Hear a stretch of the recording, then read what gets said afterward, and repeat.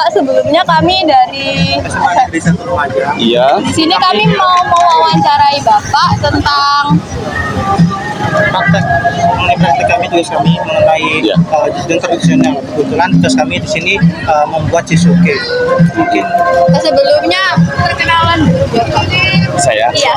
Ya, perkenalkan nama saya Bayu. Terus alamat Iya. rumah. Alamat rumah di Gang Noto. Pertanyaan pertama dari kita, kenapa Bapak memilih bisnis jasuke daripada bisnis-bisnis makanan lainnya? Ya, karena saya memilih jualan jasuke, soalnya apa? Makanan sehat. Nah, digemari anak kecil sampai kalangan orang dewasa. Dan nggak bosen. Iya. untuk pertanyaan selanjutnya, bagaimana Bapak dalam mempromosikan usaha jisuke ini? Mempromosikan. Ya, saya jualan ke alun-alun, mempromosikan jualan saya ya ke pusat keramaian. Karena targetnya alhamdulillah mulai ramai pelanggan. Untuk pertanyaan selanjutnya, bagaimana dan mengapa Bapak memilih lokasi di tempat ini? Ya, soalnya tempatnya strategis, banyak pengunjung, rame, Terutama Sabtu Minggu ya Pak? terutama Sabtu Minggu.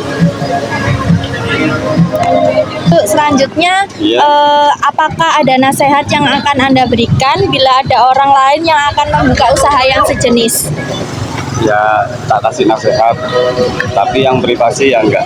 Oh iya. Ah, Terus berapa jumlah modal awal untuk membuka usaha ini, Pak? modal awal 500, sekitar 500. Terus pertanyaan selanjutnya, dari mana Bapak mendapatkan modal ini? Ya, kerja. Terus apakah modal ini cukup untuk membuka usaha ini? Alhamdulillah cukup. Berapa lama sampean mampu mencapai titik impas dalam usaha ini? Ya, sekitar 1 mingguan. 1 minggu. Nah, Nah, untuk selanjutnya yaitu ada berapa keuntungan yang dicapai dalam 1 bulan itu? keuntungan yang dicapai 1 bulan itu 1 juta lebih. 1 juta modal bersih. Iya, keuntungannya itu 1 bulan, dalam 1 bulan Iya. 1 juta lebih. Ya, wes. Lanjut.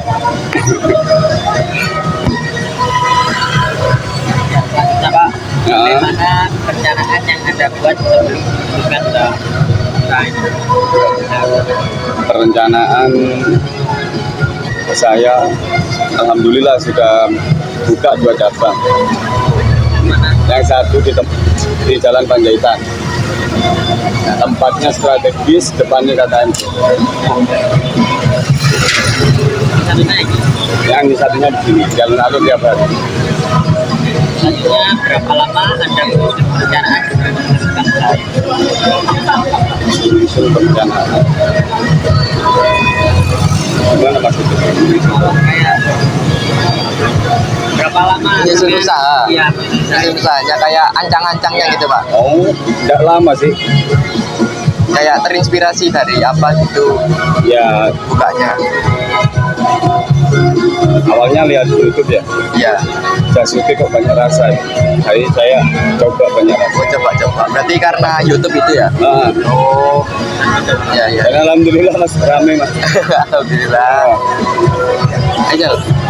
Yang selanjutnya yaitu apakah dasar pengetahuan yang Anda miliki untuk mendorong usaha Anda? Besar pengetahuan. Jadi kayak dasar sampean bangun usaha jasuke ini apa? Atas dasar apa mencoba usaha itu? Ya kan dulu saya pokoknya jualan jagung lah. Ya. Dulu jagung bakar. Ya. Pokok ya apa ya? Kayak pengen mengolah Jadi, rasa baru. jagung ini harus tak olah menjadi makanan. Berarti tak tambahin jasuke, es jagung. Ya. Awalnya kayak gitu. Pokoknya serba jagung guys. Serba jagung ya. Ini Terima kasih telah membantu kami wawancarai. Semoga sukses selalu. Amin. Ya, sama-sama. Assalamualaikum warahmatullahi wabarakatuh.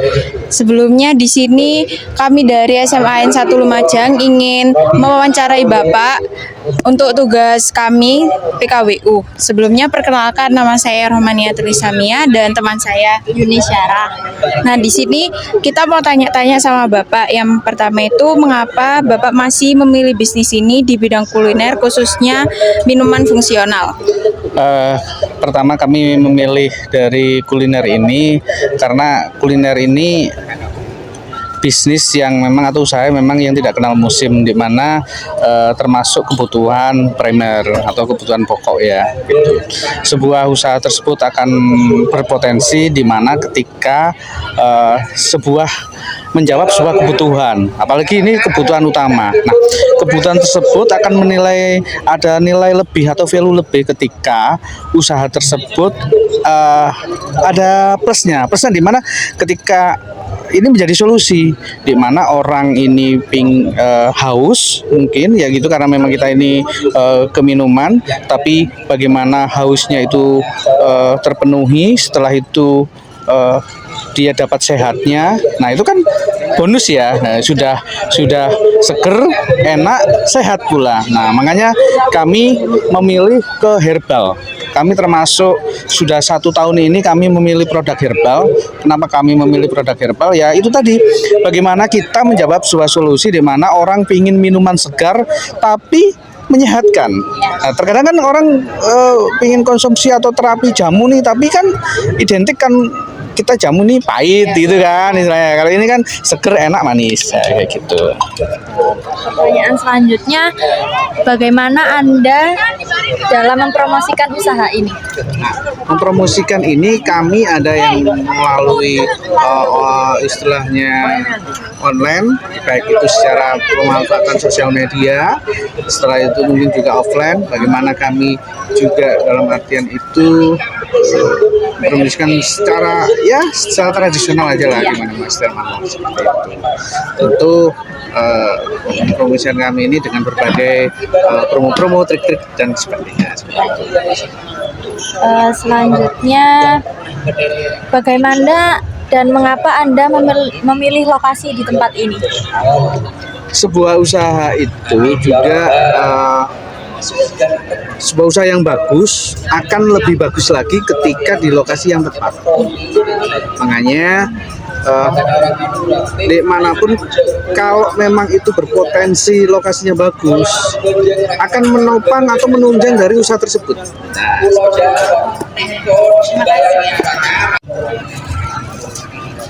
Pertanyaan selanjutnya, Baik. apakah ada nasihat yang akan Bapak berikan bila ada orang lain yang akan membuka usaha yang sejenis? Pasar itu tetap terbuka lebar. Tidak ada dalam artian itu kita terlambat untuk memulai sebuah usaha apapun itu. Yang jelas usaha itu akan menjadi pilihan ketika kita punya nilai yang lebih atau punya value. Terus untuk pertanyaan selanjutnya, berapa jumlah modal awal membuka suatu usaha yang Bapak kerjakan? Kalau modal awal kita kan memang ada beberapa cabang ya, banyak cabang. Itu saya kira modal itu relatif. Cuman kita mungkin kita kurang lebih di ring 15 sampai 20 jutaan. Oke Pak, untuk pertanyaan selanjutnya, dari mana Bapak mendapatkan modal buat membuka usaha ini? Baik, kami mendapatkan modal itu dari hasil tabungan kami, karena tidak mungkin kami membuat usaha di awal, tapi kami memakai permodalan yang memang permodalan itu permodalan aktif, dalam artian mungkin pinjam bank atau bagaimana, sehingga kami menghindari itu. Berupaya kami bagaimana kita di awal itu kita bergerak, kita ngawali dengan Hal yang lebih baik. maksudnya lebih santai lah, lebih enak, betul gitu. Pertanyaan yang setuju ya Pak, apakah modal tersebut cukup ideal untuk membuka usaha? Usaha tersebut gini ya, memulai usaha itu tentang menjawab permodalan ini relatif ya, dalam artian bagaimana kita mengonsepnya. kalau kita nanti itu mengonsepnya dalam artian itu kita penempatannya di tempat yang sangat bagus, strategis banget gitu kan. Tentu dengan ini saya kira dengan 20 juta ya kurang, dimana kita sewanya per tahun saja misalnya di satu tempat bisa sampai 20-25 juta kan. Nah, bagaimana kita ini dengan modal yang 20 jutaan tadi tapi sudah bisa action, sudah bisa berjalan. Nah, mungkin ada beberapa trik-trik yang memang bisa dilakukan. Contoh, tidak harus menyewa tempat secara permanen. Nah, makanya itu kita ambil opsi pilihan kita jualan di pinggir jalan. Saya kira itu. Baik Pak, terima kasih. Baik Pak, selanjutnya pertanyaan ke-8. Berapa lama sampean mampu mencapai titik impas?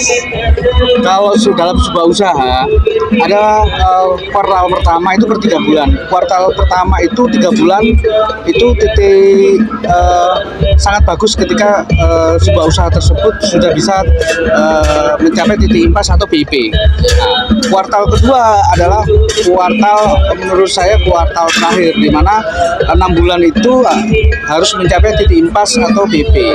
Kalau di dalam sampai kuartal kedua itu belum impas, berarti di dalam strategi berusaha, strategi berbisnis, strategi berdagang, berarti ada yang kurang tepat. Bukan salah, tapi kurang tepat. Nah, kuartal terakhir, di mana menurut saya itu kuartal yang memang kuartal darurat, itu 1 tahun. Kalau 1 tahun itu belum bisa BIP atau belum bisa impas, berarti bisa dilakukan secara ekstrim perubahan strategi atau manajemen ataupun beralih ke usaha bidang yang lain. Oh, kayak pindah apa? Iya, Usaha. berarti sudah tidak cocok. Iya. Oh. Nah, selanjutnya yang ke-9, berapa keuntungan yang dicapai dalam 1 bulan usahanya ini? Kalau dalam sebuah kuliner itu kan orang semua banyak yang tahu ya. Kuliner ini memang secara keuntungan itu istilahnya mungkin 50% atau mungkin 60%. Tapi di dalam tersebut kita kan kalau kami ini ada tim manajemen, tim logistik, tim produksi. Nah, dari situ kan secara perhitungan kami akan mengurangi laba tentu kan. Tapi kan ketika kita kan bicaranya kan omset, di mana ketika kami berbanyak cabang tentu akan menutup pengeluaran kami yang besar itu tapi kami berusaha kita kelola secara profesional dan sehat. Selanjutnya Pak, bagaimana perencanaan yang Anda buat sebelum meneruskan usaha ini? Perencanaan itu kalau dalam sebuah berusaha, baik itu di dalam istilahnya kita usaha apapun, kita berbisnis apapun atau berdagang apapun atau melakukan hal apapun, yang dilakukan adalah melakukan visit atau melakukan penelitian atau melakukan survei. Nah, setelah itu didapat, ketika yakin ditentukan, dicari ilmunya. Ketika sudah dicari ilmunya, eksekusi atau action, ya kan? Setelah action, kita cari kontrolnya. Di mana kontrolnya? Di situ adalah evaluasi secara periodik. Di dalam proses evaluasi itu tetap kontrol di sana. Nah, dari evaluasi tersebut bisa dilakukan apakah mungkin dari rasa kurang diterima di pasar, ya kan? Mungkin dari tampilan atau mungkin dari pengelolaan manajemen dan sebagainya. Selanjutnya lagi, berapa lama Anda menyusun perencanaan sebelum meneruskan usaha? Kami melakukan perencanaan itu kurang lebih sekitar 3 bulan sampai 5 bulan. Kenapa kok lama? Nah, kami ingin melakukan benar-benar yang diterima di pasar. Kalau enak itu relatif, tapi bagaimana sebuah produk kita itu jangkanya panjang, diterima, sehat, dan menjadi solusi bagaimana pasar itu menginginkan minuman yang sehat, enak, tapi istilahnya harga yang memang sesuai dengan yang pasar harapkan, seperti itu. Pertanyaan terakhir yaitu apakah dasar pengetahuan yang Anda miliki yang mendorong usaha Anda? Dasarnya di mana kami melihat potensi, di mana usaha kuliner ini sangat berpotensi, di mana sebagai kebutuhan pokok atau kebutuhan primer. Nah, kita saat ini bukan lagi membahas bagaimana untung rugi atau apa, tapi bagaimana kita usaha ini menjawab kebutuhan pasar, di mana kebutuhan itu tadi yang kami tekankan bahwa bagaimana sebuah produk itu diterima di pasar. Terima kasih Pak telah berkenan diwawancarai oleh kami. Semoga sukses selalu dan semoga berkah usahanya Pak. Amin ya Rob, sukses juga buat kakak semua. Terima kasih Pak.